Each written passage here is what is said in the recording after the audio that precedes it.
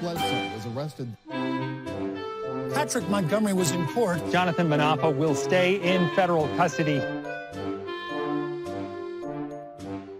No, I don't take responsibility at all. 29-year-old Texas resident Joshua Hernandez lived in the state of Tennessee when he took part in the Capitol attack.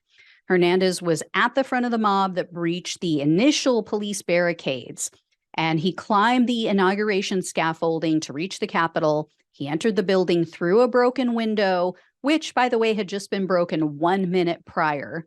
So he was literally one of the first people inside the building.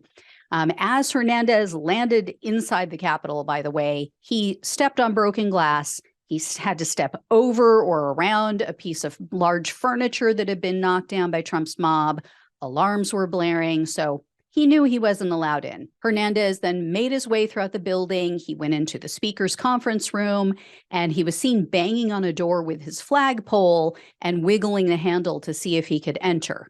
And then somewhere along the way, he picked up a second flag that was affixed to a pole because he was at one point carrying two flags. A while later, he was at the front of the mob again. He and others were physically pushing past officers in an area that was just outside of the East Rotunda. And Hernandez and others then approached officers. After they made their way into this area, they approached officers who were guarding doors to the exterior of the Capitol. These were guards on the inside. And Trump's mob could be seen through the glass of these doors. There were people outside who wanted to get in. So Hernandez and the others surrounded the officers, and Hernandez was waving. He was trying to get other people to join them, to surround these officers, and it worked. And then the officers were greatly outnumbered. So Hernandez and the others started to push on them until they finally busted the doors open from the inside, which allowed Trump's mob to stream into the building.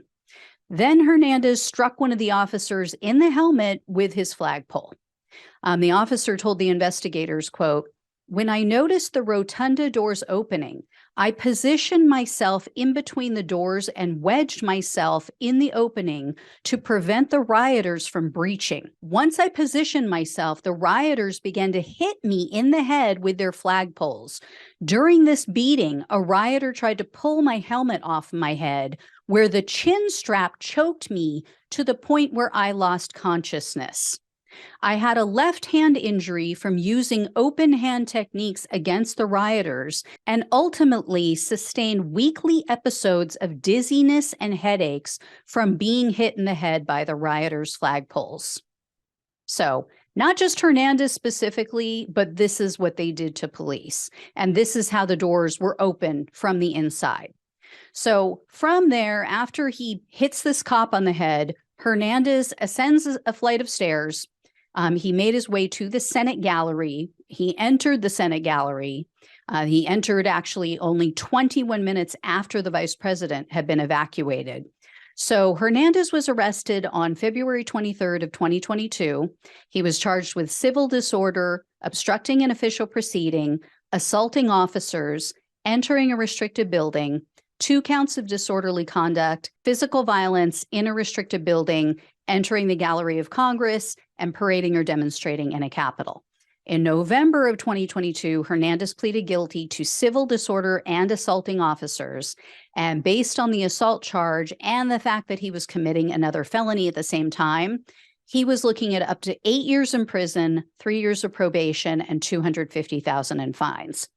But the prosecutor requested only 30 months in prison, 3 years of probation, and $2,000 in restitution.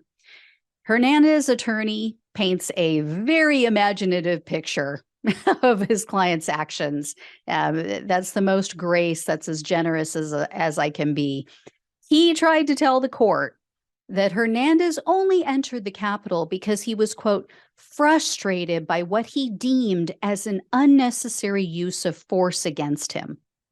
So, if a cop uses force and you think that it's unnecessary, you too then, I guess, can go out and break the law and enter a government building that you're not allowed to be in.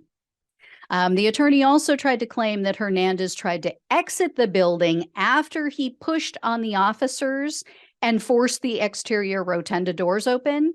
But he said, oh, he was pushed back inside by Trump's mob because, people were streaming in. And then this part really cracked me up. His attorney said that Hernandez reached out to, quote, tap the officer's helmet to communicate with the officer.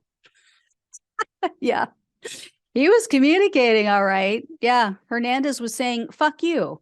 Hernandez was saying, I'm going to do what I want. I don't care if you get injured in the process. That's exactly what he communicated. So his attorney asked for only 6 months in jail, and U.S. District Judge Christopher Cooper presided over this case.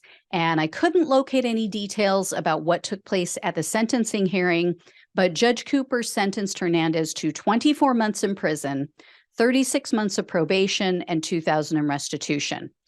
And here's the thing. I do actually feel for this guy.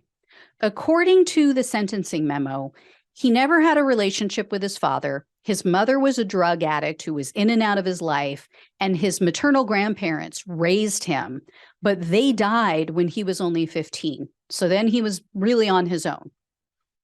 This is exactly the type of person who's going to be drawn to men with authoritarian tendencies and a strongman attitude like Trump. The ironic thing, though, is that Trump is actually the most self-centered, weak coward. But this guy fell for his act. And the really sad thing is that Hernandez made the decision to get married and have 2 children since the Capitol attack. So now those kids are going to be without their father for 2 years during some of their most formative years in their life. And his wife is going to have to go and get a job. She's been home taking care of the kids. So just as he grew up without his parents, he's repeating the cycle. It just goes to show you he's still making impulsive, irresponsible decisions. He is still only thinking of himself. And, I read that and I couldn't help but to wonder if maybe he did this purposely. Maybe he thought the judge would go easy on him if he said, oh, but I have a wife and 2 young children now to take care of. If that's the case, that's just sick. That's just sick. So I hope it's not the case. I hope he just didn't even give it a second thought. I mean, that's bad enough, but at least it just is immature and self-centered. So anyway, guys, if I hear any more, I'll let you know. Thank you so much for watching and listening. Please like, share, and subscribe. Please donate, even if you can only give one time and maybe $1 or $2. Or if you can do a monthly donation, it really makes the difference on whether or not the show can keep going. And I greatly appreciate it. Thank you all again. Take care. I'll talk with you soon.